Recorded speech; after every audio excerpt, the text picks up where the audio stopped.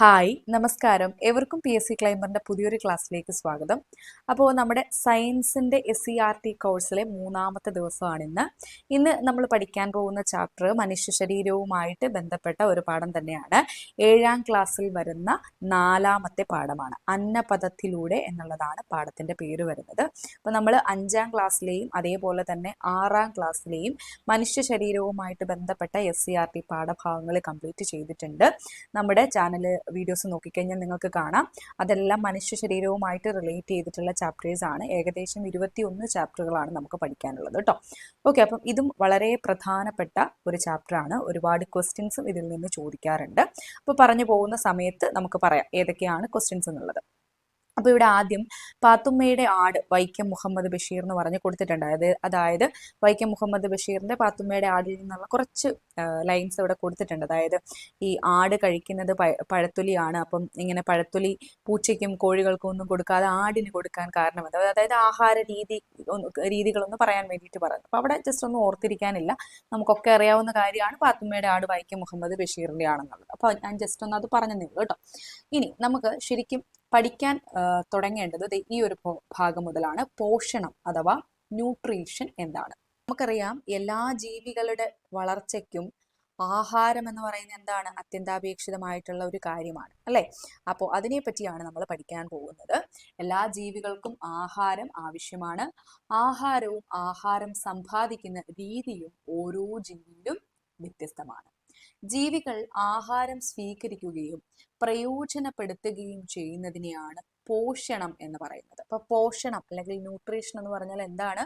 ജീവികൾ ആഹാരം സ്വീകരിക്കുകയും അതിനെ പ്രയോജനപ്പെടുത്തുകയും ചെയ്യുന്നതിനെയാണ് നമ്മൾ പോഷണം എന്ന് പറയുന്നത്.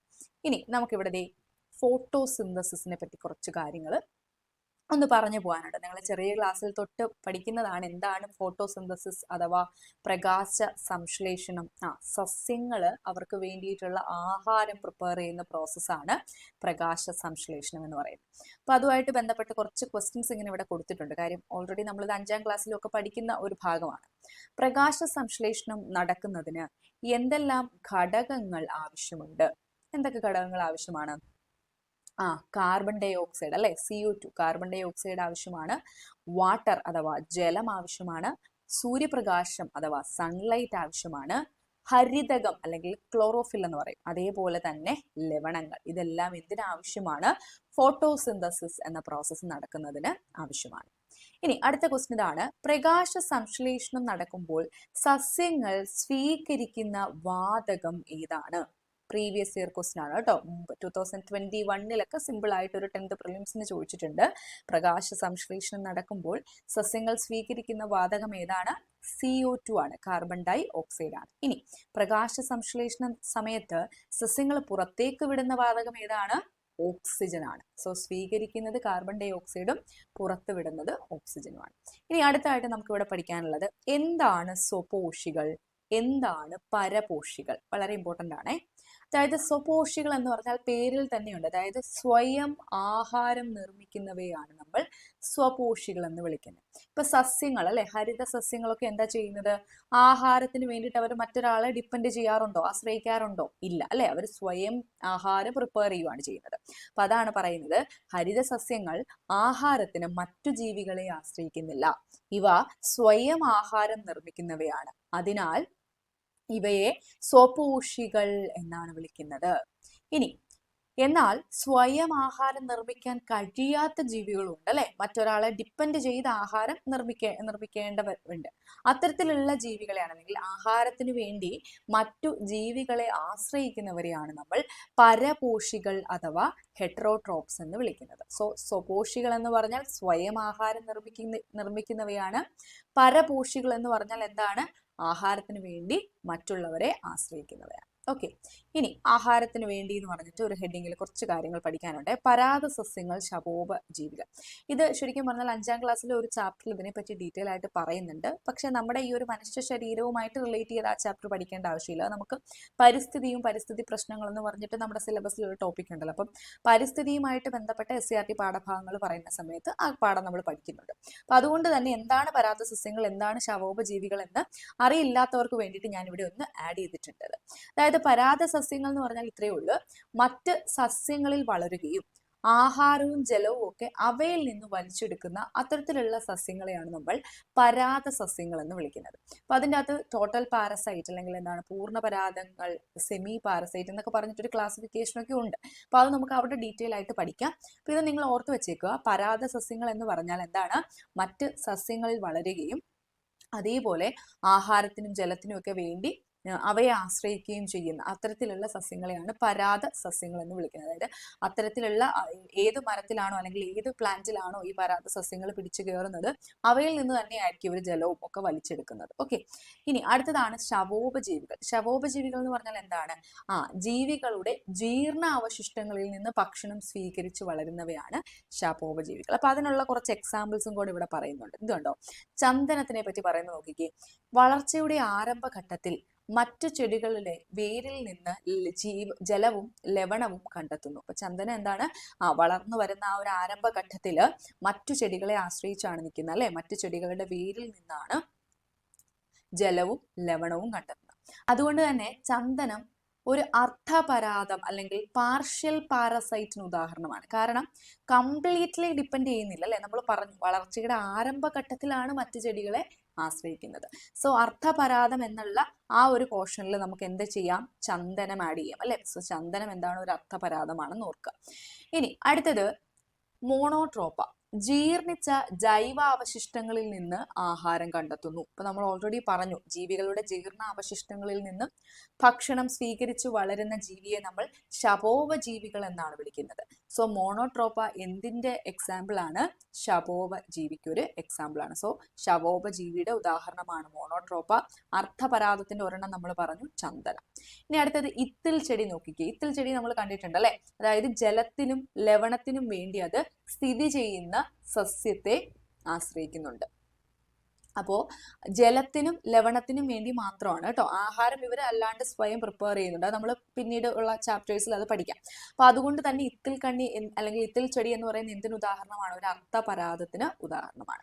ഇനി മൂടില്ലാത്താളിയെ പറ്റി പറയുന്നുണ്ട്. ഇതെന്താണ്? ആഹാരത്തിന് വേണ്ടി തന്നെ, അതായത് ആഹാരം സ്വയം പ്രിപ്പയർ ചെയ്യുകയല്ല, ഏത് ചെടിയിലാണോ ഇവർ നിൽക്കുന്നത് അതിനെ ആശ്രയിക്കുകയാണ് ചെയ്യുന്നത്. അതായത് ആഹാരത്തിന് വേണ്ടി സ്ഥിതി ചെയ്യുന്ന സസ്യത്തെ ആശ്രയിക്കണം. അതുകൊണ്ട് തന്നെ മൂടില്ലാത്താളി എന്ന് പറഞ്ഞാൽ എന്തിന് ഉദാഹരണമാണ്?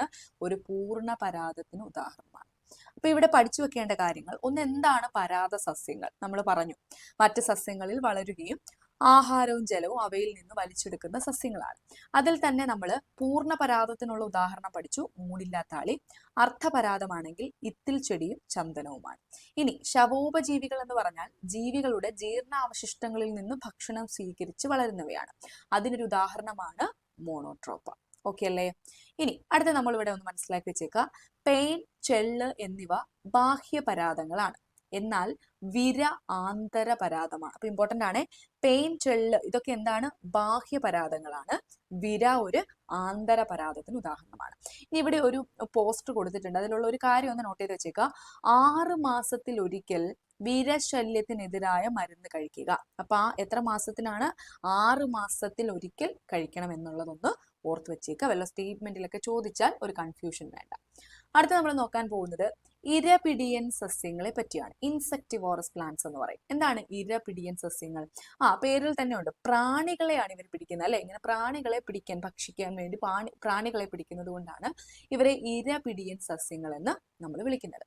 പക്ഷെ എന്താണ്, ഈ സസ്യങ്ങളിലും പ്രകാശ സംശ്ലേഷണം നടക്കുന്നുണ്ട് അല്ലെ. അപ്പോ ഇവിടെ പ്രകാശ സംശ്ലേഷണം നടന്നിട്ടും എന്തിനു വേണ്ടിയിട്ടാണ് ഇവർ പ്രാണികളെ പിന്നെ പിടിക്കുന്നത്? അത് നൈട്രജൻ ലഭിക്കാനാണ്. ഒറ്റ വാക്കിൽ ഉത്തരം പറഞ്ഞാൽ നൈട്രജൻ ലഭിക്കാനാണ്. അപ്പൊ അതിന്റെ എക്സ്പ്ലനേഷൻ ആണ് ഈ ഒരു കോളത്തിൽ കൊടുത്തിട്ടുള്ളത്. അതിന് മുമ്പ് ഏതൊക്കെയാണ് ഇരപിടിയൻ സസ്യങ്ങൾ എന്നുള്ളത് ഇവിടെ കൊടുത്തിട്ടുണ്ട്.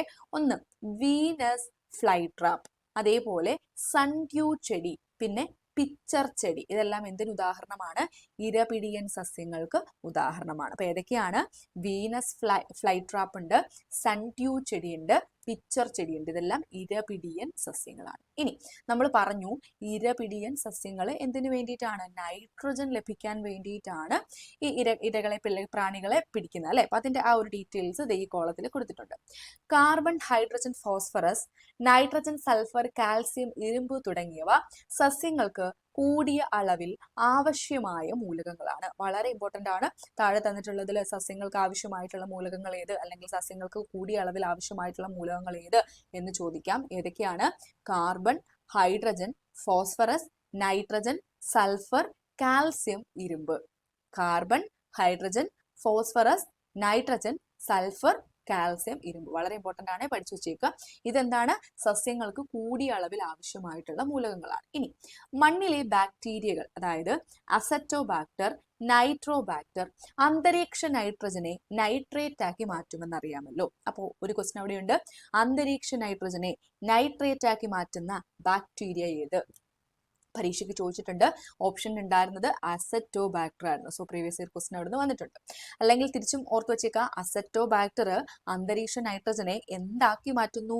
നൈട്രേറ്റ് ആക്കി മാറ്റുന്നു. എന്താക്കി മാറ്റുന്നു? നൈട്രേറ്റ് ആക്കി മാറ്റുന്നു. ഇനി ചിലതരം മണ്ണിൽ ആസിഡിന്റെ അംശം കൂടുന്നത് കൊണ്ടും മറ്റും ഈ ബാക്ടീരിയകൾ ഇല്ലാതെ വരാം. അതായത് അസിഡിറ്റി കൂടുതലുള്ള മണ്ണിലാണെങ്കിൽ ഇത്തരത്തിലുള്ള ബാക്ടീരിയകളെ എപ്പോഴും കാണുന്നില്ല. ഇത്തരം മണ്ണിൽ വളരുന്ന ചെടികൾക്ക് അപ്പോൾ നൈട്രജൻ ലഭിക്കാതെ വരും. ഈ സ്ഥിതി മറികടക്കുന്നതിനാണ് ചില ചെടികൾ പ്രാണികളെ പിടിക്കുന്ന കഴിവ് ആർജിച്ചെടുത്തത്. പ്രാണികളുടെ ശരീരം വിഘടിച്ച് ഇവ ആവശ്യമായ നൈട്രജൻ സ്വീകരിക്കുന്നു. ഓക്കെ, അപ്പോൾ എന്തുകൊണ്ടാണ് പ്രാണികളെ പിടിക്കുന്നതെന്ന് മനസ്സിലായല്ലോ? നൈട്രജന് വേണ്ടിയിട്ടാണ്. ഓക്കെ, അപ്പൊ അത്രയും കാര്യമാണ് അവിടെ ഓർത്തു വെക്കേണ്ടത്. ഇനി അടുത്തത് ആഹാരം മനുഷ്യനിൽ. അപ്പൊ ഇവിടെ ഒരു പോയിന്റ് ഒന്ന് നോട്ട് ചെയ്ത് വെച്ചേക്കുക. വായിൽ വെച്ചാണ് ആഹാരത്തിന്റെ ദഹനം ആരംഭിക്കുന്നത്. ഇപ്പൊ സ്റ്റേറ്റ്മെന്റിലുള്ള ഒരു ക്വസ്റ്റ്യനിൽ ഇങ്ങനെ ഒരു സ്റ്റേറ്റ്മെന്റ്, വായിൽ വെച്ചാണ് ആഹാരത്തിന്റെ ദഹനം ആരംഭിക്കുന്നത് എന്ന് കണ്ടു കഴിഞ്ഞാൽ നമുക്കൊരു കൺഫ്യൂഷൻ വേണ്ട. അതിന് വേണ്ടിയിട്ടാണ് ഒന്ന് പറഞ്ഞു പോയത്. വായിൽ വെച്ചാണ് ദഹനം ആരംഭിക്കുന്നത്. ഇനി ഇതിന് ഉമ്മിനീരിൽ അടങ്ങിയ ദഹന രസം സഹായിക്കുന്നു. ഇനി നമ്മൾ കുറച്ചുകൂടെ ഹയർ ക്ലാസ്സിലേക്ക് വരുന്ന സമയത്ത് ഈ ഒരു ഡൈജഷനെ പറ്റി വളരെ ഡീറ്റെയിൽ ആയിട്ട് പഠിക്കാനുണ്ട്. ആ സമയത്ത് ഉമ്മിനീരിൽ അടങ്ങിയിട്ടുള്ള ഏത് രസമാണ്, എങ്ങനെയാണ് സഹായിക്കുന്നത്, അങ്ങനെയുള്ള കാര്യങ്ങളൊക്കെ നമ്മൾ പറയുന്നുണ്ട് കേട്ടോ. അപ്പൊ ഇപ്പൊ ഓർത്ത് വെച്ചേക്കുക, വായിൽ വെച്ചാണ് ആഹാരത്തിന്റെ ദഹനം ആരംഭിക്കുന്നത്. ഉമ്മിനീരിൽ അടങ്ങിയിട്ടുള്ള ഒരു ദഹന രസം അതിനെ സഹായിക്കുന്നുണ്ട്. ഇനി അടുത്തത് പല്ലുകളെ പറ്റി പറയാം. നമുക്കറിയാം, മനുഷ്യ ശരീരത്തിലെ ഏറ്റവും കൂടുതൽ കാഠിന്യമേറിയിട്ടുള്ള ഒരു ഭാഗമാണ് പല്ല്. കാഠിന്യമേറിയ ഒരു പദാർത്ഥമാണല്ലോ മാർബിൾ. മാർബിളിന്റെ ചെറിയ കഷ്ണങ്ങൾ നേർപ്പിച്ച ഹൈഡ്രോക്ലോറിക് ആസിഡിൽ ഇട്ടുവെക്കും. കുറച്ച് കഴിഞ്ഞ് എടുത്തു നോക്കൂ, മാർബിൾ കഷ്ണത്തിന് എന്ത് മാറ്റമാണ് കാണുന്നത്. അപ്പൊ ആ എക്സ്പെരിമെന്റ് ഒന്ന് ഓർത്തു വെച്ചേക്കുക. ഇത്രയേ ഉള്ളൂ. ആസിഡ് മാർബിളുമായി പ്രവർത്തിച്ച് അതിനെ ദ്രവിപ്പിക്കുന്നു. അപ്പോൾ മാർബിൾ എന്ന് പറഞ്ഞാൽ വളരെ കാഠിന്യമേറിയ ഒരു പദാർത്ഥമാണ്. പക്ഷേ അതിനെ കുറച്ച് നേരം ഹൈഡ്രോക്ലോറിക് ആസിഡിൽ ഇട്ട് വെക്കുവാണെങ്കിൽ കുറച്ച് കഴിഞ്ഞ് നമ്മൾ എന്തായിരിക്കും ഒബ്സർവ് ചെയ്യുന്നത്? ആസിഡ് മാർബിളിനെ ദ്രവിപ്പിക്കുന്നതായിരിക്കും. അപ്പോൾ അത് നമ്മൾ പറയുന്നത് ഈ ഒരു ദന്തക്ഷയം എന്ന് പറയുന്ന ടോപ്പിക്കിൽ ഒരു കാര്യം പറയാനാണ്. അതായത് പല്ലിന്റെ ഏറ്റവും ഉപരിതല പാളിയാണ് ഇനാമൽ എന്ന് പറയുന്നത്. ഇനി അതിലും ഇമ്പോർട്ടൻ്റ് ആയിട്ട് പരീക്ഷയ്ക്ക് എപ്പോഴും ചോദിക്കാറുള്ള ഒരു കാര്യമാണ് ശരീരത്തിലെ ഏറ്റവും കാഠിന്യമേറിയ പദാർത്ഥം. പ്രീവിയസ് ഇയർ ക്വസ്റ്റ്യൻ ആണ്, നോട്ട് ചെയ്ത് വെച്ചോണം. ഏതാണ് അത്? ഇനാമലാണ്. ശരീരത്തിലെ ഏറ്റവും കാഠിന്യമേറിയ പദാർത്ഥം ഏതാണ്? ഇനാമലാണ്. ഇനി അതിനെ നശിപ്പിക്കാൻ എളുപ്പമല്ല. മാർബിൾ ഹൈഡ്രോക്ലോറിക് ആസിഡുമായി പ്രവർത്തിക്കുന്നത് പോലെ കാൽസ്യം സംയുക്തമായ ഇനാമലും ആസിഡുമായി പ്രവർത്തിച്ച് ഇല്ലാതാവും. കണ്ടോ? അപ്പൊ നമ്മൾ മുമ്പ് പറഞ്ഞു, മാർബിൾ വളരെ കാഠിന്യമേറിയിട്ടുള്ള ഒരു വസ്തുവാണ്. പക്ഷേ അത് HCl പ്രവർത്തിച്ചാൽ എന്താവും? അതിനെ HCl ദ്രവിപ്പിക്കുന്നു എന്ന് പറഞ്ഞല്ലേ? എന്ന് പറഞ്ഞതുപോലെ നമ്മുടെ ഇനാമലും വളരെ കാഠിന്യമേറിയിട്ടുള്ള ഒരു പദാർത്ഥമാണ്. എന്നാൽ അത് ആസിഡുമായിട്ട് ലയിച്ചാലും എന്താവും? അതില്ലാതാവും, ദ്രവിച്ചു പോകും.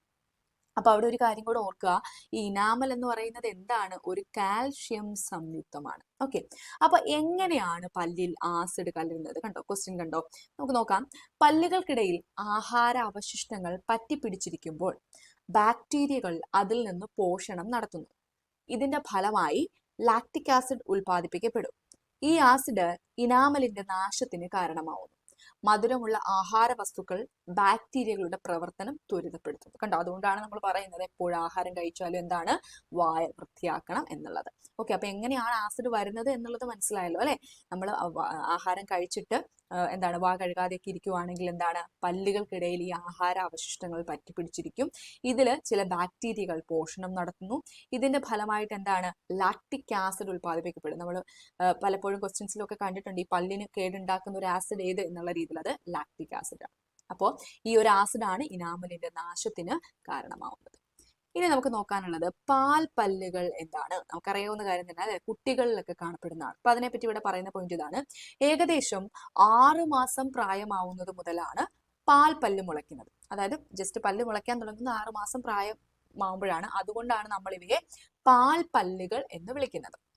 എല്ലാ കുട്ടികൾക്കും അങ്ങനെ 6 മാസം പ്രായമാകുമ്പോഴേ ഇത് പല്ല് മുളയ്ക്കണമെന്നില്ല. എങ്കിലും ഏകദേശം 6 മാസം പ്രായം മുതൽ ഇത്തരത്തിൽ കുഞ്ഞു കുട്ടികളിൽ പല്ല് മുളയ്ക്കുന്നതായിട്ട് കാണാറുണ്ട്. അപ്പോൾ അങ്ങനെ വരുന്ന ആ പുതിയ പല്ലുകളെയാണ് നമ്മൾ പാൽ പല്ലുകൾ എന്നറിയപ്പെടുന്നത്. മുകളിലും താഴെയുമായി 10 വീതം പല്ലുകളാണ് ഉണ്ടാവുന്നത്. അപ്പൊ എത്രയാണ്? 10 വീതം പല്ലുകളാണ് എന്നുകൂടി ഓർക്കുക. ഇനി എപ്പോഴാണ് സ്ഥിരദന്തങ്ങൾ വരുന്നത് നോക്കാം. 6 വയസ്സ് മുതൽ പാൽപ്പല്ലുകൾ ഓരോന്നായി കൊഴിയാൻ തുടങ്ങുന്നു. പിന്നീട് വരുന്ന പല്ലുകളെയാണ് നമ്മൾ സ്ഥിരദന്തങ്ങൾ എന്ന് വിളിക്കുന്നത്. ഇവ പൊട്ടിപ്പോവുകയോ പറഞ്ഞു പോവുകയോ ചെയ്താൽ ആ സ്ഥാനത്ത് പുതിയ പല്ലുകൾ ഉണ്ടാവുന്നില്ല. ഏത്? സ്ഥിരദന്തങ്ങൾ പിന്നീട് പൊട്ടിപ്പോവുകയോ പറഞ്ഞു പോവുകയോ ഒക്കെ ചെയ്താൽ എന്താണ്? ആ സ്ഥാനത്ത് പിന്നീട് പുതിയ പല്ലുകൾ വരുന്നില്ല. ഏറ്റവും അവസാനം ഉണ്ടാവുന്നത് അറ്റത്തുള്ള അണപ്പല്ലുകളാണ്. അപ്പൊ ഏറ്റവും അവസാനമാണ് അണപ്പല്ലുകൾ ഉണ്ടാവുന്നത് എന്നുള്ള കാര്യം കൂടി ഒന്ന് ഓർത്തു വെച്ചേക്കുക. ഇനി അടുത്തതാണ് നമുക്ക് ഈ ഒരു 4 തരം പല്ലുകൾ. ഇത് വളരെ വളരെ ഇമ്പോർട്ടന്റ് ആണ്. ഒരുപാട് തവണ PSC റിപ്പീറ്റ് ചെയ്ത് ഈ ഒരു ഭാഗത്ത് നിന്ന് ക്വസ്റ്റ്യൻ ചോദിച്ചിട്ടുണ്ട്. നമ്മുടെ PYQ ഡിസ്കഷനിൽ ഞാനത് ആഡ് ചെയ്യാം കേട്ടോ. അപ്പൊ നോക്കിക്കൊള്ളുക, നമുക്ക് പ്രധാനമായിട്ടും 4 തരം പല്ലുകളാണ് ഉള്ളത്. ഏതൊക്കെയാണത്? ഉളിപ്പല്ലുണ്ട്, അതേപോലെ കോമ്പല്ലുണ്ട്, അഗ്ര ചർവണകമുണ്ട്, അതേപോലെ ചർവണകമുണ്ട്. അതായത് incisor, canine, premolar and molar എന്നിങ്ങനെ 4 തരം പല്ലുകളാണുള്ളത്. അപ്പൊ ഓരോന്നിന്റെയും പ്രധാനപ്പെട്ട ധർമ്മങ്ങൾ നോക്കാം. ഉളിപ്പല്ല് എന്ന് പറഞ്ഞാൽ കടിച്ചു മുറിക്കാൻ സഹായിക്കുകയാണ് ചെയ്യുന്നത്. ആ രീതിയിലും ചോദിച്ചിട്ടുണ്ട്, ഇങ്ങനെ കടിച്ചു മുറിക്കാൻ സഹായിക്കുന്ന പല്ല് ഏത്, അല്ലെങ്കിൽ ചവച്ചരയ്ക്കാൻ സഹായിക്കുന്നത് ഏത് എന്നുള്ള രീതിയിൽ. ഇനി എവിടെയാണ് കാണപ്പെടുന്നത്? മുൻവശത്ത് താഴെയും മുകളിലുമായി കാണുന്ന 8 പല്ലുകളാണ് ഉളിപ്പല്ല് എന്ന് പറയുന്നത്. എന്തിനു വേണ്ടിയിട്ടാണ് ഉപയോഗിക്കുന്നത്? കടിച്ചു മുറിക്കാനാണ് സഹായിക്കുന്നത്. അടുത്തത് കോമ്പല്ല്. ഉളിപ്പല്ലുകൾക്ക് സമീപം ഇരുവശങ്ങളിലും മുകളിലും താഴെയുമായി കാണുന്ന 4 പല്ലുകളാണ് കോമ്പല്ല് എന്ന് പറയുന്നത്. ആഹാര വസ്തുക്കൾ കടിച്ചു കീറാൻ സഹായിക്കുന്നത് കോമ്പല്ലാണ്. സോ ഉളിപ്പല്ല് എവിടെയാണ് കാണുന്നത്? മുൻവശത്ത് താഴെയും മുകളിലുമായി കാണുന്ന 8 പല്ലുകളാണ് ഉളിപ്പല്ല്. കടിച്ചു മുറിക്കാനാണ് സഹായിക്കുന്നത്. കോമ്പല്ല് എന്ന് പറയുന്നത് ഉളിപ്പല്ലുകൾക്ക് സമീപം ഇരുവശങ്ങളിലും മുകളിലും താഴെയുമായി കാണുന്ന 4 പല്ലുകളാണ്. ആഹാര വസ്തുക്കൾ കടിച്ചു കീറാനാണ് സഹായിക്കുന്നത്. അടുത്തതാണ് അഗ്രചർവണകം അഥവാ പ്രിമോളാർ. കോമ്പല്ലിന് സമീപം ഇരുവശങ്ങളിലും മുകളിലും താഴെയുമായി കാണുന്ന 8 പല്ലുകളാണ് അഗ്രചർവണകം. കോമ്പല്ലിന് സമീപം ഇരുവശങ്ങളിലും മുകളിലും താഴെയുമായി കാണുന്ന 8 പല്ലുകളെയാണ് എന്ത്? അഗ്രചർവണകം എന്ന് വിളിക്കുന്നത്. ഇതെന്തിനു വേണ്ടിയിട്ടാണ് ഉപയോഗിക്കുന്നത്? ചവച്ചരയ്ക്കാനാണ് സഹായിക്കുന്നത്. ഇനി അഗ്രചർവണകങ്ങളെ തുടർന്ന് മുകളിലും താഴെയുമായി കാണുന്ന 12 പല്ലുകളാണ് ചർവണകം. ഇതും ചവച്ചരയ്ക്കാനാണ് സഹായിക്കുന്നത്. സോ പ്രീമോളാറും മോളാറും, അതായത് അഗ്രചർവണകവും ചർവണകവും ചവച്ചരയ്ക്കാൻ സഹായിക്കുന്ന പല്ലുകളാണെന്ന് ഓർക്കുക. കോമ്പല്ല് കടിച്ചു കീറാൻ സഹായിക്കുന്ന പല്ലുകളാണ്. ഇനി കടിച്ചു മുറിക്കാൻ സഹായിക്കുന്നതാണെങ്കിൽ അത് ഉളിപ്പല്ലാണ്. ഇനി അഗ്രചർവണകം, ചർവണകം എന്നീ വിഭാഗങ്ങളിലുള്ള പല്ലുകളെ പൊതുവെ അണപ്പല്ലുകൾ എന്ന് പറയുന്നു. അപ്പൊ അണപ്പല്ലുകൾ എന്ന് പറയുന്നത് അഗ്രചർവണകവും ചർവണകത്തെയും കൂടി ചേർത്തിട്ടാണെന്നൊന്ന് ഓർത്തു വെക്കുക. ഇനി പ്രായപൂർത്തിയായവരിലാകെ എത്രയാണ്? 32 പല്ലുകളാണ് കാണപ്പെടുന്നത്. ഓക്കെ, അപ്പൊ അത്രയും കാര്യങ്ങൾ അവിടെ ഓർത്തു വെക്കുക. ഇനി ഇവിടെ നോക്കിക്കേ, മാംസാഹാരികൾക്ക് ആഹാരം കടിച്ചു കീറാൻ പാകത്തിലുള്ള കോമ്പല്ലുകളുണ്ട്. എന്നാൽ സസ്യാഹാരികളിൽ കടിച്ചു മുറിക്കാനും ചവച്ചരയ്ക്കാനും സഹായിക്കുന്ന പല്ലുകളാണുള്ളത്. അപ്പൊ അവരുടെ ആ ഒരു ആഹാര രീതി വെച്ചിട്ടാണ് പല്ലിന്റെ ആ ഒരു ഘടന വരുന്നത്. അടുത്തത് ആഹാരത്തിന്റെ യാത്ര. അപ്പൊ നോക്കാം, ആദ്യം ആമാശയത്തെ പറ്റി പറയാനുള്ളത്. വായിൽ നിന്ന് ആഹാരം അന്നനാളം വഴിയാണ് ആമാശയത്തിൽ എത്തുന്നത്. അപ്പൊ വായിൽ നിന്ന് ആഹാരം അന്നനാളം വഴി എവിടെ എത്തുന്നു? ആമാശയത്തിൽ എത്തുന്നു. ഇതിന് സഹായിക്കുന്നത് അന്നനാളത്തിന്റെ തരംഗ രൂപത്തിലുള്ള ചലനമാണ്. ഇതിനെയാണ് പെരിസ്റ്റാൾസിസ് എന്ന് പറയുന്നത്. അപ്പൊ എന്താണ് പെരിസ്റ്റാൾസിസ്? വായിൽ നിന്ന് ആഹാരം അന്നനാളം വഴി ആമാശയത്തിൽ എത്താൻ സഹായിക്കുന്ന ആ ഒരു തരംഗ രൂപത്തിലുള്ള അന്നനാളത്തിന്റെ ചലനത്തിനെയാണ് പെരിസ്റ്റാൾസിസ് എന്ന് പറയുന്നത്. ആമാശയഭിത്തിയുടെ ചലനം മൂലം ആമാശയത്തിൽ വെച്ച് ആഹാരം കുഴമ്പ് പരുവത്തിലാവുന്നു. ആമാശയം ഉൽപ്പാദിപ്പിക്കുന്ന ദഹനരസങ്ങൾ ആഹാരത്തെ രാസീയമായും ദഹിപ്പിക്കുന്നു. അപ്പൊ എങ്ങനെയാണ് ആമാശയത്തിൽ ആ ഒരു ദഹനം നടക്കുന്നത് എന്നുള്ളത് ക്ലിയർ ആയല്ലോ അല്ലെ. ഇനി ചെറുകുടലിലാണ് അടുത്തത് എത്തുന്നത്. ചെറുകുടലിന് ഏകദേശം 6 മീറ്ററോളം നീളമുണ്ട്. ഇവിടെ വെച്ച് ആഹാരത്തിന്റെ ദഹനം പൂർത്തിയാവുന്നു. അപ്പൊ ചോദിക്കാം, ആഹാരത്തിന്റെ ദഹനം പൂർത്തിയാകുന്നത് എവിടെ വെച്ച്? ആമാശയം, വൻകുടൽ, ചെറുകുടൽ എന്നൊക്കെ ഓപ്ഷൻ തരാം. എവിടെ വെച്ചാണ്? ചെറുകുടലിൽ വെച്ചാണ്. ചെറുകുടലിന് എത്ര നീളമുണ്ട്, എത്ര മീറ്റർ ഉണ്ട്? 6 മീറ്റർ ഉണ്ട്. ദഹിച്ച ആഹാരത്തിലെ പോഷക ഘടകങ്ങൾ രക്തത്തിലേക്ക് ആഗിരണം ചെയ്യപ്പെടുന്നു. അപ്പൊ അങ്ങനെയും ചോദിക്കാം, ആഹാരത്തിലെ പോഷക ഘടകങ്ങൾ രക്തത്തിലേക്ക് ആഗിരണം ചെയ്യുന്നത് എവിടെ വെച്ചാണ്? എവിടെ വെച്ചാണ്? ചെറുകുടലിൽ വെച്ചാണ്. ഓക്കെ, അപ്പൊ പെരിസ്റ്റാൾസിസ് എന്താണെന്ന് നമ്മൾ പറഞ്ഞു. പിന്നെന്താ പറഞ്ഞത്? ആഹാരത്തിന്റെ ദഹനം പൂർത്തിയാവുന്നത് ചെറുകുടലിൽ വെച്ചാണെന്ന് പറഞ്ഞു. അതേപോലെ ദഹിച്ച ആഹാരത്തിലെ പോഷക ഘടകങ്ങൾ രക്തത്തിലേക്ക് ആഗിരണം ചെയ്യപ്പെടുന്നതും ചെറുകുടലിൽ വെച്ചാണ്. ഇനി വൻകുടൽ. ചെറുകുടലിനെ തുടർന്ന് 1.5 മീറ്ററോളം നീളമുള്ള വണ്ണം കൂടിയ കുടലാണ് വൻകുടൽ. ചെറുകുടൽ എത്രയാണ്? 6 മീറ്റർ ആണ്. വൻകുടലാണെങ്കിലോ 1.5 മീറ്റർ ആണ്. ധാതു ലവണങ്ങൾ അടങ്ങിയ ജലത്തിന്റെ ആഗിരണം നടക്കുന്നത് വൻകുടലിൽ വെച്ചിട്ടാണ്. എവിടെ വെച്ചിട്ടാണ്? വൻകുടലിൽ വെച്ചാണ് ധാതു ലവണങ്ങൾ അടങ്ങിയ ജലത്തിന്റെ ആഗിരണം നടക്കുന്നത്. അതിനുശേഷം അവശേഷിക്കുന്നതാണ് മലം. ഇത് മലാശയത്തിൽ സംഭരിച്ച് മലദ്വാരം വഴി പുറത്തു കളയുന്നു. അപ്പോൾ എങ്ങനെയാണ് ദഹനത്തിനെ ഈ ഓരോ പാർട്ടും സഹായിക്കുന്നത് എന്നുള്ള കാര്യം ഒന്ന് നോട്ട് ചെയ്ത് വെച്ചേക്കുക. അടുത്തതാണ് ദഹന വ്യവസ്ഥയും മദ്യപാനവും. എങ്ങനെയാണ് മദ്യപാനം നമ്മുടെ ദഹന വ്യവസ്ഥയെ പ്രതികൂലമായി ബാധിക്കുന്നതാണ് പറയാൻ പോകുന്നത്. മദ്യം ആമാശയത്തിലെ മൃദുലമായ പാളികളിൽ വ്രണമുണ്ടാക്കുന്നു. ഇത് അൾസറിന് കാരണമാവുന്നു. രണ്ടാമത്തെ ഒരു കാര്യം, അമിതമായ മദ്യപാനം കരൾ വീക്കത്തിന് കാരണമാവുന്നു. പിന്നെയോ വായ്, അന്നനാളം, കരൾ, വൻകുടൽ എന്നിവിടങ്ങളിൽ ക്യാൻസർ ഉണ്ടാവാനും മദ്യപാനം കാരണമാവുന്നു. അപ്പൊ ഇത്തരത്തിലാണ് മദ്യപാനം ദഹന വ്യവസ്ഥയെ ബാധിക്കുന്നത് എന്നൊന്ന് ഓർക്കുക. ഇനി എങ്ങനെയാണ് അമീബയിൽ പോഷണം നടക്കുന്നത്? നമുക്കറിയാം, അമീബ എന്ന് പറയുന്നത് ഒരു ഏകകോശ ജീവിയാണ് അല്ലെ. നമ്മൾ കഴിഞ്ഞ ദിവസം ചെയ്ത ക്ലാസ്സിൽ പറഞ്ഞിട്ടുണ്ടായിരുന്നു ഏകകോശ ജീവികളും യൂണിസെല്ലുലാർ ഓർഗാനിസംസും മൾട്ടി സെല്ലുലാർ ഓർഗാനിസംസ് എന്താണെന്നും അവയ്ക്കുള്ള ഉദാഹരണങ്ങളും ഒക്കെ നമ്മൾ അവിടെ പഠിച്ചിട്ടുണ്ടായിരുന്നു. അപ്പോൾ അമീബ എന്ന് പറയുന്നത് ഒരു ഏകകോശ ജീവിയാണ്. അവിടെ എങ്ങനെയാണ് പോഷണം നടക്കുന്നത് എന്നുള്ളതാണ് ഈ ഒരു പിക്ചറിൽ കാണിച്ചിട്ടുള്ളത്. അപ്പൊ അത് ജസ്റ്റ് ഈ ഒരു ഫ്ലോ ചാർട്ട് ഒന്ന് നിങ്ങൾ മനസ്സിലാക്കിയിരുന്നാൽ മതി. ആദ്യം ആഹാര സ്വീകരണം, ദെൻ ദഹനം, അതിനുശേഷം ആഗിരണം നടക്കുന്നു, ലാസ്റ്റ് വിസർജനം നടക്കുന്നു. ഓക്കെ, അപ്പൊ അതൊന്ന് ഓർത്തു വെച്ചേക്ക്. അത് ആ ഒരു പിക്ചർ ആണ് കണ്ടോ ഇവിടെ കാണിച്ചിട്ടുള്ളത്. അടുത്തത് പോഷണ പ്രക്രിയയിലെ ഘട്ടങ്ങൾ. അപ്പോൾ ഓരോ ഘട്ടങ്ങളും ഇനി എന്താണെന്നുള്ളത് എടുത്തു പറയുവാണ്. പോഷണ പ്രക്രിയയിലെ ആദ്യ ഘട്ടം സ്വാഭാവികമായിട്ടും ഏതായിരിക്കും? ആഹാര സ്വീകരണമാണ്. അപ്പൊ പോഷണ പ്രക്രിയയിലെ ആദ്യ ഘട്ടം ഏതാണ്? ആഹാര സ്വീകരണമാണ്. ആഹാരത്തിൽ അടങ്ങിയ ജൈവ ഘടകങ്ങളെ ശരീരത്തിന് സ്വീകരിക്കാൻ കഴിയുന്ന ലളിത ഘടകങ്ങളാക്കുന്ന പ്രക്രിയയാണ് ദഹനം. അപ്പൊ ദഹനത്തിന്റെ ഡെഫിനിഷൻ ഒന്ന് ഓർത്തു വെച്ചേക്കുക. ആഹാരത്തിൽ അടങ്ങിയ ജൈവ ഘടകങ്ങളെ ശരീരത്തിന് സ്വീകരിക്കാൻ കഴിയുന്ന രീതിയിലുള്ള ലളിത ഘടകങ്ങളാക്കി മാറ്റുന്ന പ്രക്രിയയാണ് ദഹനം. സോ ആദ്യം നടക്കുന്നത് ആഹാര സ്വീകരണം, അതിനുശേഷം ദഹനം. ഇനി അടുത്ത എന്താണ്? ദഹിച്ച ആഹാരത്തിനെ ശരീരം എന്ത് ചെയ്യണം? സ്വീകരിക്കണം അല്ലെ. അങ്ങനെ ദഹിച്ച ആഹാരത്തിനെ ശരീരം സ്വീകരിക്കുന്ന പ്രക്രിയയാണ് ആഗിരണം അഥവാ അബ്സോർപ്ഷൻ എന്ന് പറയുന്നത്. സോ ആദ്യം ആഹാര സ്വീകരണം, അതിനുശേഷം എന്ത് ചെയ്യുന്നു? ദഹനം നടക്കുന്നു. അതായത് ജൈവ ഘടകങ്ങളെ, ആഹാരത്തിൽ അടങ്ങിയിട്ടുള്ള ജൈവ ഘടകങ്ങളെ ശരീരത്തിന് സ്വീകരിക്കാൻ കഴിയുന്ന രീതിയിലുള്ള ലളിത ഘടകങ്ങളാക്കി മാറ്റുന്നതാണ് ദഹനം. then എന്ത് ചെയ്യുന്നു? ഈ ദഹിച്ച ആഹാരം ശരീരം സ്വീകരിക്കുന്ന പ്രക്രിയയാണ് ആഗിരണം. ഇനി അടുത്ത ഏതാണ്? ആഗിരണം ചെയ്യപ്പെട്ട ആഹാര ഘടകങ്ങൾ ശരീരത്തിന്റെ ഭാഗമാകുന്ന പ്രക്രിയയാണ് സ്വാംശീകരണം, അസിമിലേഷൻ എന്ന് പറയും. അതായത് ആഗിരണം ചെയ്യപ്പെട്ടിട്ടുള്ള ഇത്തരത്തിലുള്ള ആഹാര ഘടകങ്ങൾ ഉണ്ടല്ലോ, ഇത് ശരീരത്തിന്റെ ഭാഗമായിട്ട് മാറുന്ന പ്രക്രിയയാണ് സ്വാംശീകരണം എന്ന് പറയുന്നത്. ശാരീരിക പ്രവർത്തനങ്ങളുടെ ഫലമായി ഉണ്ടാവുന്നതും ശരീരത്തിന് ആവശ്യമില്ലാത്തതുമായിട്ടുള്ള വസ്തുക്കളെ ഫൈനലി എന്ത് ചെയ്യണം? പുറത്തേക്ക് തള്ളണം അല്ലെ, പുറന്തള്ളണം. ഈ പ്രക്രിയയാണ് നമ്മൾ വിസർജനം അഥവാ എക്സ്ക്രീഷൻ എന്ന് പറയുന്നത്. അപ്പോ എന്തൊക്കെ കൂടി ചേർന്നിട്ടാണ് ഈ ഒരു പോഷണ പ്രക്രിയ കംപ്ലീറ്റ് ആവുന്നത്? ആഹാര സ്വീകരണം, ദഹനം, ആഗിരണം, സ്വാംശീകരണം, വിസർജനം. ഓക്കെ, അപ്പൊ അത് ഓർത്തു വെച്ചേക്കുക. ഇനി മാലിന്യം പുറത്തേക്ക് തള്ളുന്നതിനെ പറ്റി നമ്മൾ പറഞ്ഞു. അപ്പോ ഏതെല്ലാം ഘടകങ്ങളാണ് രക്തത്തിൽ എത്തുന്നത്? ഏതെല്ലാം ഘടകങ്ങൾ എത്തുന്നുണ്ട്?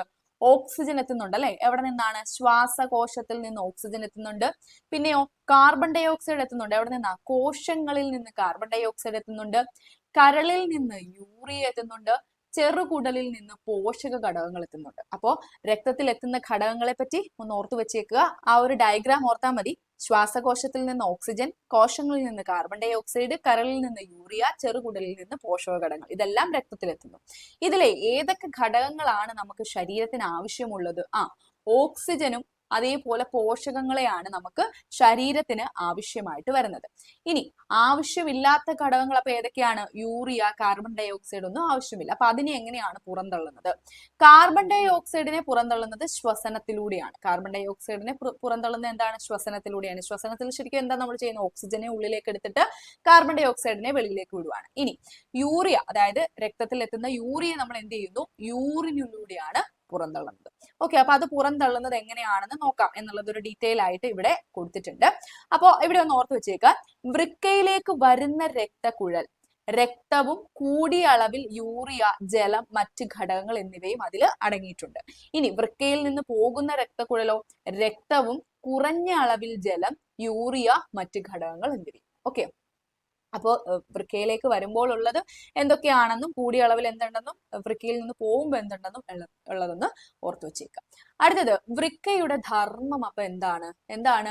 രക്തത്തിലെ അധിക യൂറിയ, വെള്ളം, ലവണങ്ങൾ ഇതിനെയൊക്കെ അരിച്ചെടുത്ത് മൂത്രത്തിന്റെ രൂപത്തിൽ പുറന്തള്ളുന്നു അല്ലെ? അതാണ് വൃക്കയുടെ ധർമ്മം. എന്താണ് വൃക്കയുടെ ധർമ്മം? രക്തത്തിലെ അധിക യൂറിയ, വെള്ളം, ലവണങ്ങൾ ഇവ വലിച്ചെടുത്ത് മൂത്രത്തിലൂടെ പുറന്തള്ളുന്നു. അപ്പൊ അതെ, അതിനെപ്പറ്റി ഇവിടെ കൊടുത്തിട്ടുണ്ട്. വൃക്ക ശരീരത്തിലെ പ്രധാന വിസർജന അവയവമാണ്. അപ്പൊ പരീക്ഷയിൽ ഈ 2024 നടന്ന ഒരു പരീക്ഷയിൽ താഴെ തന്നിട്ടുള്ളതിൽ വിസർജന അവയവത്തിന് ഉദാഹരണം അല്ലാത്തത് ഏതെന്ന് ചോദിച്ചിട്ടുണ്ട്. അപ്പൊ വൃക്ക, ത്വക്ക് ഒക്കെ തന്നിട്ട് അല്ലാത്ത ഏതെന്നുള്ള രീതിയിൽ ചോദിച്ചു കണ്ടിട്ടുണ്ട് കേട്ടോ. ശരീരത്തിലെ പ്രധാന വിസർജന അവയവം ഏതാണ്? വൃക്കയാണ്. രക്തത്തിൽ നിന്ന് യൂറിയ, അധികമുള്ള ജലം, ലവണങ്ങൾ എന്നിവ അരിച്ചുമാറ്റി മൂത്രരൂപത്തിൽ പുറന്തള്ളുന്നു. ഈ പ്രവർത്തനം സുഗമമാക്കുന്നതിന് കുട്ടികൾ ദിവസവും 1.5 ലിറ്ററും മുതിർന്നവർ 3 ലിറ്ററും വെള്ളമെങ്കിലും കുടിക്കേണ്ടതുണ്ട്. പിന്നെ മൂത്രത്തിൽ 96% ജലമാണ്. അപ്പൊ അവിടെ ഓർക്കേണ്ടത് വൃക്ക എന്താണ്? ഒരു വിസർജന അവയവമാണ്. എന്തിനെയൊക്കെയാണ് പുറന്തള്ളുന്നത്? രക്തത്തിൽ നിന്നുള്ള യൂറിയ പുറന്തള്ളപ്പെടുന്നുണ്ട്. പിന്നെയോ അധികമുള്ള ജലം, ലവണം. ജലവും ലവണവും ഒക്കെ നമ്മുടെ ശരീരത്തിന് ആവശ്യമാണ്. അതിനുശേഷം മിച്ചം വരുന്ന അല്ലെ അധികമുള്ള ജലവും ലവണവും ഒക്കെ അരിച്ചു മാറ്റി മൂത്രരൂപത്തിൽ പുറന്തള്ളുന്നത് വൃക്കയാണ്. പിന്നെയോ കുട്ടികളാണെങ്കിൽ ഒരു ദിവസം 1.5 ലിറ്റർ വെള്ളമെങ്കിലും കുടിക്കണം. മുതിർന്നവരാണെങ്കിൽ 3 ലിറ്റർ വെള്ളമെങ്കിലും കുടിക്കേണ്ടതുണ്ട്. ഇനി മൂത്രത്തിൽ എത്ര ശതമാനം ജലമുണ്ട്? 96% ജലമുണ്ട്. ഇനി അടുത്തൊരു പോയിന്റ് ഇവിടെ ഒന്ന് നോക്കിക്കൊള്ളുക. വേനൽക്കാലത്ത് ത്വക്കിലൂടെ കൂടുതൽ ജലാംശം പുറത്തു പോകുന്നു. അപ്പോൾ മൂത്രത്തിൽ ജലാംശത്തിന്റെ അളവ് കുറവും ലവണാംശം കൂടുതലും ആയിരിക്കും. അപ്പോൾ മൂത്രത്തിന് അല്പം കൂടുതൽ മഞ്ഞ നിറം ഉണ്ടാകാം. അപ്പോൾ ഈ മൂത്രത്തിന് ഇത്തരത്തിൽ മഞ്ഞ നിറം കൂടുതലായിട്ട് കാണാൻ കാരണം എന്താണ്? പ്രത്യേകിച്ച് വേനൽക്കാലത്തൊക്കെ ആണെങ്കിൽ എന്താണ്? ത്വക്കിലൂടെയും എന്താണ്? ജലാംശം പുറത്തേക്ക് പോകുന്നുണ്ട്. അപ്പോൾ മൂത്രത്തിലൂടെ പോകുന്ന ജലാംശത്തിന്റെ അളവ് എന്താണ്? കുറവാണ്. അവിടെ അപ്പൊ കൂടുതലായിട്ട് കാണപ്പെടുന്നത് ലവണാംശമാണ് അല്ലെ?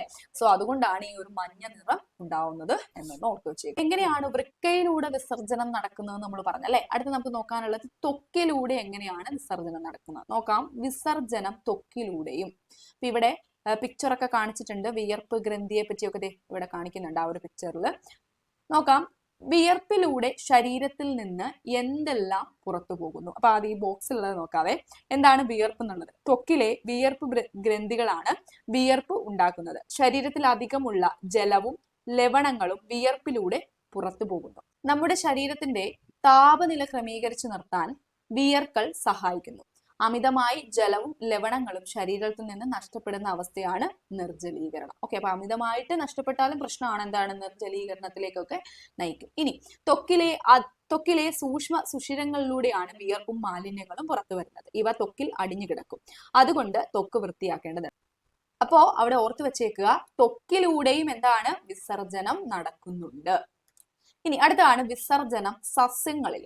സസ്യങ്ങളിലൂടെ വിസർജനം നടക്കുന്ന 2 കാര്യങ്ങൾ ഇവിടെ പറഞ്ഞിട്ടുണ്ട്. ഒന്ന് എന്താണ്? മാലിന്യം തൊലിയിൽ സംഭരിച്ചു വെക്കുകയും അവ പിന്നീട് അടർന്നു പോവുകയും ചെയ്യുന്നത്. അതാണ് ഒരു രീതി. മറ്റൊന്നാണ് കാണ്ഡത്തിൽ നിന്ന് പൊട്ടിയൊഴുകുന്ന കറകളിലൂടെ മാലിന്യം പുറത്തു കളയുന്നു. അപ്പം ഇത്തരത്തിലാണ് സസ്യങ്ങളില് വിസർജനം നടക്കുന്നത്. ഓക്കെ, ഇനി ആഹാരവും ശുചിത്വവും എന്ന് പറഞ്ഞിട്ട് ഒരു ഭാഗം കൊടുത്തിട്ടുണ്ട്. അത് നമ്മൾ നല്ല ആഹാരശീലങ്ങളൊക്കെ പറയുന്ന ഒരു ചെറിയൊരു പോർഷനാണ്. അത് ഞാൻ വായിക്കുന്നില്ല കേട്ടോ, അതിൽ നിന്നൊന്നും നമുക്ക് പഠിക്കാൻ ആവശ്യമുള്ളതില്ല. ഓക്കെ, സോ അപ്പൊ ഇത്രയും കാര്യങ്ങളെ ഇന്നത്തെ ഈ ഒരു ക്ലാസ്സിൽ നമുക്ക് ഡിസ്കസ് ചെയ്യാനുള്ളൂ. സോ ഇനി അടുത്ത ക്ലാസ് എന്ന് പറയുന്നത്, അതായത് സൺഡേ വരുന്ന ക്ലാസ് എന്ന് പറഞ്ഞാൽ നമ്മൾ ഈ വീക്കിൽ പഠിച്ചിട്ടുള്ള എല്ലാ SCERT പാഠഭാഗങ്ങളിൽ നിന്നും PSC ചോദിച്ചിട്ടുള്ള ക്വസ്റ്റ്യൻസ് വെച്ചിട്ടുള്ള ഒരു ക്ലാസ് ആണ്. സോ അപ്പൊ ആ ഒരു ക്ലാസ്സിൽ കാണാം. Thank you for watching.